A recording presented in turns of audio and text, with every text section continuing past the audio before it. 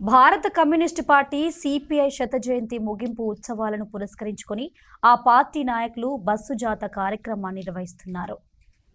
ఈ నెల 26న ఖమ్మంలో జరగబోయే సిపిఐ పార్టీ శత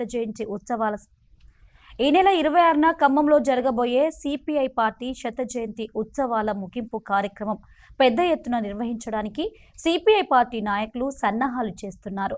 దీనిలో భాగంగా బస్సు జాత కార్యక్రమం రేగొండ మండలానికి చేరుకుంది. సిపిఐ రాష్ట్ర కార్యదర్శి తక్కలపల్లి శ్రీనివాసరావు ముఖ్య అతిథిగా హాజరయ్యారు.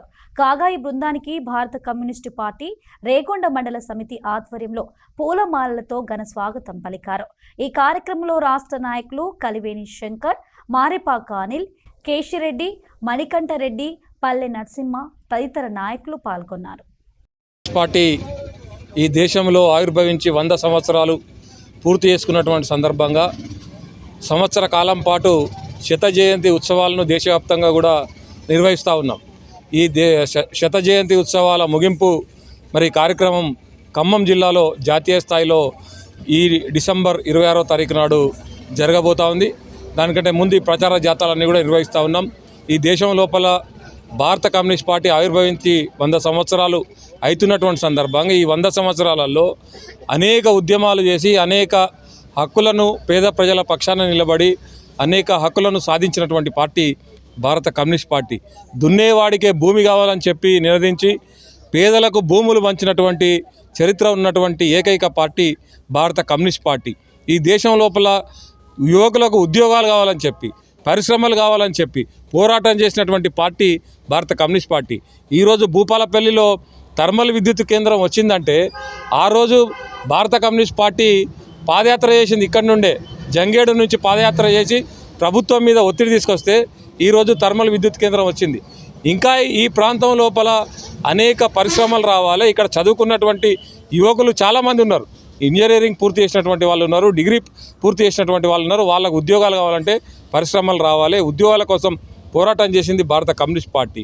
అంతేకాకుండా ఈరోజు కార్మికులు సమాన పనికి సమాన వేతనం కావాలని చెప్పి కార్మికుల పక్షాన నిలబడి పోరాటం చేసింది భారత కమ్యూనిస్ట్ పార్టీ. ఈరోజు మహిళలకు సమాన హక్కులు కావాలని చెప్పి ఈ దేశంలో పోరాటం చేసింది ఎర్ర జెండా పార్టీ. ఈ రకంగా గత 100 సంవత్సరాలుగా అనేక ఉద్యమాలు చేసి ప్రజలకు అండగా నిలబడ్డటువంటి ఏకైక పార్టీ భారత కమ్యూనిస్ట్ పార్టీ. ఈరోజు అధికారంలోకి వచ్చి మాయమాటలు చెప్పి ధరలు తగ్గిస్తామని, ఉద్యోగాలు ఇస్తామని, నల్లధనం తీసుకొస్తామని మతం పేరు చెప్పి రకరకాల పేర్లు చెప్పి మభ్యపెట్టి మాయ చేసి అధికారంలోకి వచ్చినటువంటి బీజేపీ తదితర పార్టీలు ప్రజలను మోసం చేస్తూ ఉన్నాయి. చెప్పినటువంటి మాటలు అమలు చేయకుండా ఈరోజు ప్రభుత్వాన్ని ప్రశ్నిస్తే ఉద్యోగాలు ఇవ్వండి అని చెప్తే నక్సలైట్లు అంటూ ఉన్నారు, అర్బన్ నక్సలైట్ అంటూ ఉన్నారు. ఈరోజు ప్రభుత్వం చేసినటువంటి పనులను వ్యతిరేకిస్తే నక్సలైట్ల పేరుతో, మావోయిస్టుల పేరుతో కాల్చి చంపేటువంటి పరిస్థితి ఈరోజు నెలకొన్నది.